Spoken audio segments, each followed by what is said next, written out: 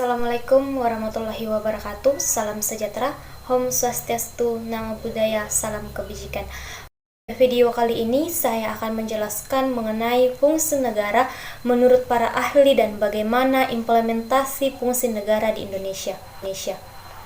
Menurut John Locke, fungsi negara ada 3, yaitu fungsi legislatif, eksekutif, dan federatif, di mana fungsi legislatif ialah fungsi untuk membentuk undang-undang atau peraturan.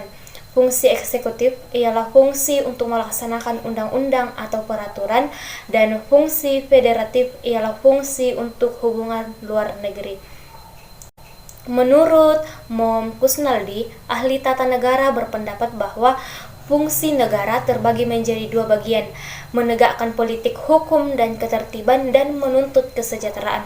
Untuk mencapai tujuan dan keinginannya, kebijakan harus dilaksanakan untuk mencegah konflik sosial. Menurut Mariam Budiarjo, setiap negara memiliki kemampuan yang minim menerapkan kontrol untuk mencapai tujuan bersama dan mencegah konflik dalam masyarakat.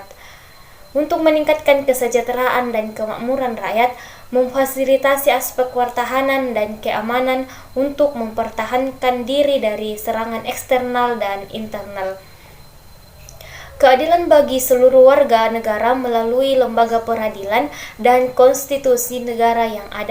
Menurut Goodwin, seorang pakar politik Amerika, menunjukkan bahwa fungsi negara memiliki 2 tugas utama, pengambilan keputusan dan pelaksanaan kebijakan. Keputusan politik adalah kebijakan nasional pada waktu tertentu untuk seluruh masyarakat, dan kebijakan politik harus dilaksanakan untuk mencapai keputusan politik.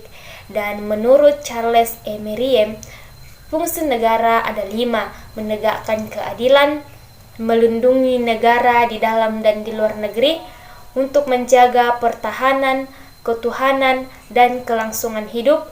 Negara ini memiliki fungsi pertahanan, kontrol penegakan, meningkatkan kesejahteraan dan kemakmuran rakyat. Menurut Montesquieu, pakar nasional Prancis, mengatakan bahwa fungsi negara terdiri dari 3 tugas utama, yaitu legislatif, eksekutif, dan yudikatif. Fungsi legislatif mengharuskan negara membuat undang-undang. Fungsi penegakan, di mana negara menegakkan hukumnya. Fungsi yudisial memantau kepatuhan terhadap semua peraturan. Kemudian implementasi fungsi negara di Indonesia, yaitu fungsi pembentukan lembaga negara. Indonesia sendiri juga sebagai negara demokrasi yang merupakan salah satu negara yang menganut konsep trias politika, yaitu kekuasaan legislatif, eksekutif, dan yudikatif, di mana kekuasaan legislatif sendiri adalah kekuasaan untuk membuat undang-undang. Terdapat 3 lembaga yang diberi kewenangan legislatif di Indonesia, yaitu Majelis Permusyawaratan Rakyat, Dewan Perwakilan Rakyat, serta Dewan Perwakilan Daerah. Kemudian kekuasaan eksekutif adalah kekuasaan untuk melaksanakan undang-undang dan roda pemerintahan. Di Indonesia, kekuasaan ini dipegang oleh Presiden. Namun, mengingat kegiatan menjalankan undang-undang tidak mungkin dijalankan seorang diri. Oleh karenanya, Presiden memiliki kewenangan untuk mendelegasikan tugas eksekutif kepada pejabat pemerintah lainnya yang turut membantu Presiden, yakni para menteri.